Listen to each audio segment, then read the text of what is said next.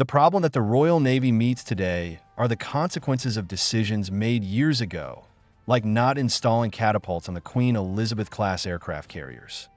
Recently, the War Zone reported that the U.S. Navy has taken interest in the MQ-28 Ghost Bat drone. Not to be left behind, the Royal Navy is also showing serious interest. They even released a generated image of the Queen Elizabeth-class carrier equipped with catapults launching MQ-28. That's right, after all this time, the UK is seriously considering adding catapults and arresting gear to its flagship carriers. A decision that, had it been made a decade ago, would have saved them a lot of trouble and cash. Right now, the Royal Navy faces major problems: outdated early warning aircraft, limited fighter replacement options, and growing pressure to integrate carrier-launched drones. The root of it all? Trying to save a few £100 million during the design phase of the Queen Elizabeth class. At that time, they decided to forego installing arresting gear or catapult system. Back then, it might have seemed like smart budgeting. But now that technology is evolving, especially unmanned systems, the cost of reversing that decision is immense. Today's military drones are long endurance, low risk, and versatile. They can conduct surveillance, strike ground targets, or patrol the seas for submarine hunting, all without risking human life. No surprise, then, that fixed-wing carrier-capable drones are becoming a hot topic among navies around the world.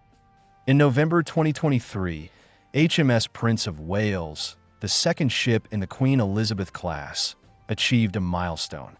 It launched and recovered a Mojave drone using a conventional takeoff and a unique reverse prop landing technique. The Mojave weighs up to 3.17 tons, can carry up to 1.6 tons of payload, and even supports up to 12 Hellfire missiles. This drone can stay airborne for 25 hours in reconnaissance mode and 9 hours in strike configuration. It's well suited for submarine hunting or providing close air support. But it flies relatively slow, just 140 knots. Worse, the reverse prop landing method introduces significant risks when operating from a moving ship. By contrast, jet-powered drones like the MQ-28 fly faster, carry more ordnance, and are better suited for combat. But they require proper launch and recovery systems, a catapult, and arresting gear. To meet this need, the Royal Navy has launched the Project Ark Royal Initiative in 2023. The idea is to enhance the Queen Elizabeth-class carrier's fixed-wing drone flight capabilities. Captain Phil Kelly, head of the Royal Navy's Carrier Air Operations, laid out a two-step plan. Step 1. Convert the carriers from STOVL to STOBAR. That means installing 2 arresting gears on the deck. With just 2 gears, recovery will be more difficult, but still much better than having none. This allows a broader variety of fixed-wing drones to safely land aboard. Step 2. Add an electromagnetic catapult system. That would transform the carriers into full catabar platforms, capable of launching heavier drones and even manned aircraft. The Royal Navy is currently evaluating 3 potential catapult lengths: a compact 15-meter version, a medium 55-meter version, and a full-scale 90-meter system. A 15-meter catapult would support the takeoff of the UK's domestically developed Vampire drone, a small, fixed-wing reconnaissance UAV. Its combat power is limited, but it's useful for ISR missions. A 55-meter catapult would allow for the launch of the proposed Vixen UAV. Though still in concept stage, the Vixen is sized similarly to the MQ-28 and designed to carry 2 500-kilogram payloads. The most capable option would be a 90-meter catapult placed on the angled deck. This would enable the launch of the MQ-25 Stingray, a U.S. Navy drone with a maximum takeoff weight of 20 tons. For comparison, the French Navy's steam-powered C-13 3 catapults on the Charles de Gaulle are only 75 to 81 meters long.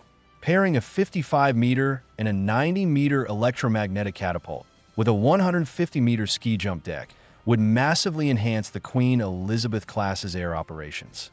This would allow it to operate E-2D Hawkeyes, F-35C fighters, EA-18G Growlers, Rafale M fighters, and Super Hornets. It could still fly its current F-35B2. Of course, this is easier said than done.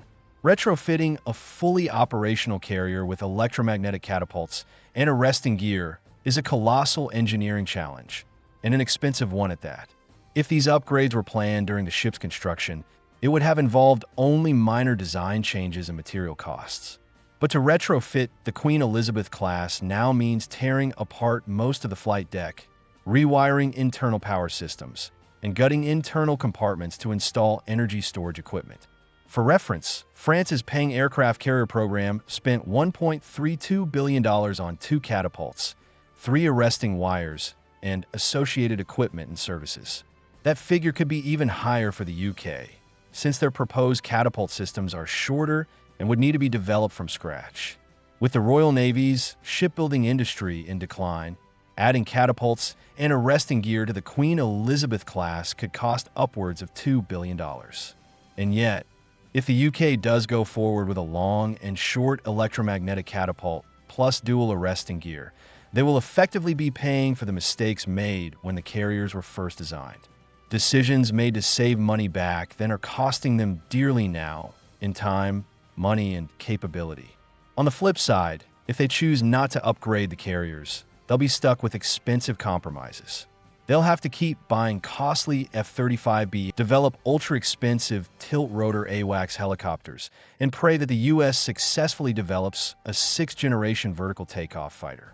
If that fails, the Queen Elizabeth class could find itself without any suitable replacement aircraft. And when that day comes, the regret will be even greater. A single catapult costs hundreds of millions of dollars. The UK government once balked at funding a Catabar conversion due to budget constraints. But what's truly baffling is that they also rejected a cheaper Stobar configuration. A Stobar version of the Queen Elizabeth class would have cost nearly the same as the Stavel version. Even with only 2 MT-30 engines limiting its top speed to 27 knots, it would still have had a 280-meter flight deck. With proper positioning and a ski jump ramp, it could have launched nearly all NATO carrier-based aircraft. Instead, the UK now finds itself unable to deploy new AEW aircraft, locked into limited fighter options, and facing a massive retrofit bill just to integrate modern UAVs.